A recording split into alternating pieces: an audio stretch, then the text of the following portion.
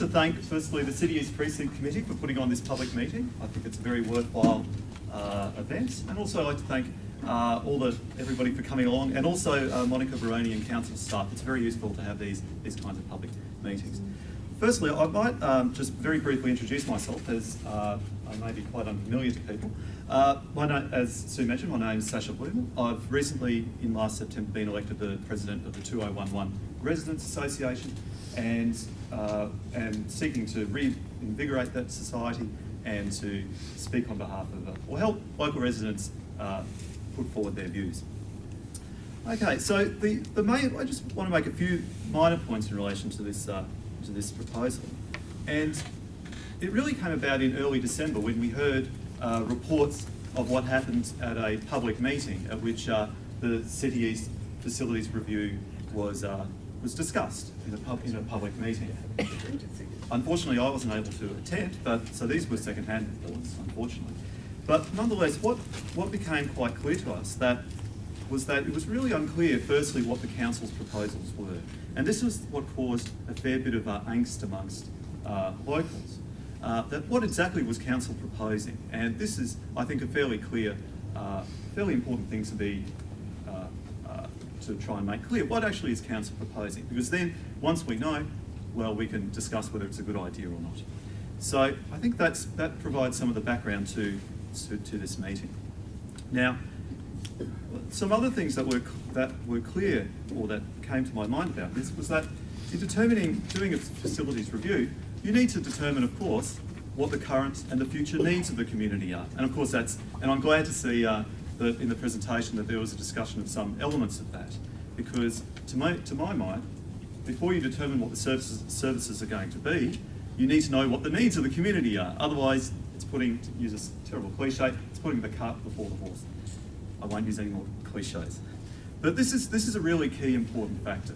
And I actually wrote to council on behalf of 2011 asking, firstly, what precisely were they intending to do? And I received a reply about 2 weeks ago or so on this.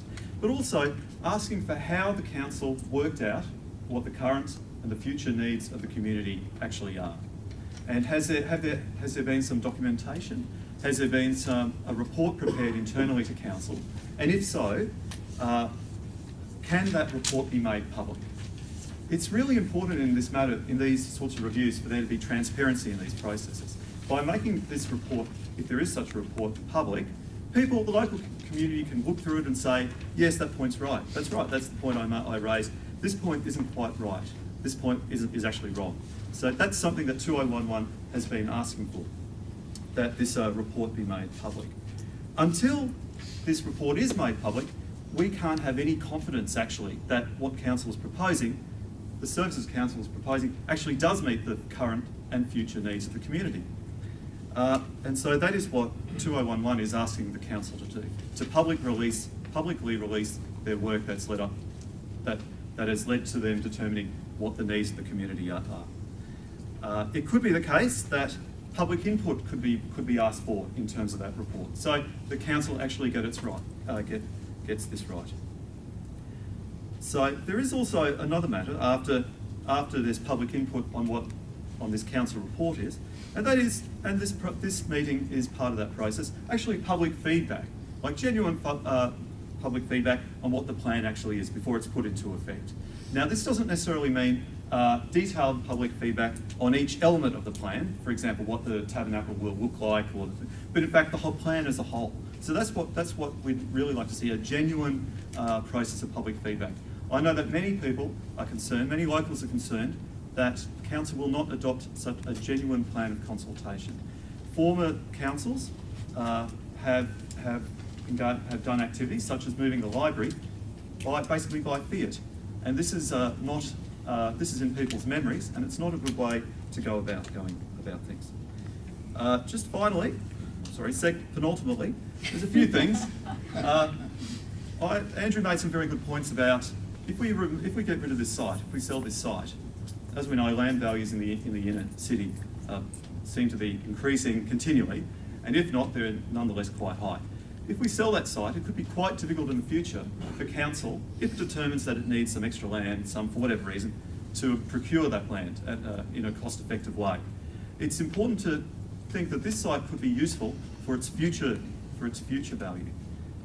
If council decides that the buildings on the site aren't required for whatever reason, I'm not advocating them, I'm just saying if it does, then perhaps it could turn that site into a park. It's a small park, nonetheless, it would be a small park, but nonetheless, would be a park that would complement the parks across the street, which are very beautiful, if not, even though they're quite small.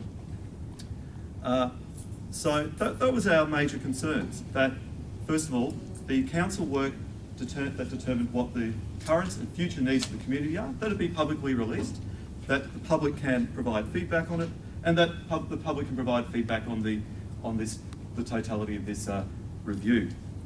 Now, of course, the ultimate thing I'm going to say, the final thing, is to advertise the association, 2011. I'm speaking, as I've mentioned, I'd like to thank Sue for this opportunity to speak here. But 2011, it exists to help local residents put forward their points of view. And that could be in terms of, say, processes like this City East Facilities Review, which we have written to the council about. It could be in terms of if people have objections to development applications or real issues about that. We simply exist to help local residents provide a central point of view where local residents can put their views forward. So we have our lovely treasurer at the back, Carol Ferrier, in the pink, and she has, if anybody is interested in joining 2011 to contribute to these kinds of activities, then Carol would be very pleased to take your name, give you a membership form and sign you up. So it costs just $5 a year. So I'd like to thank you on that note.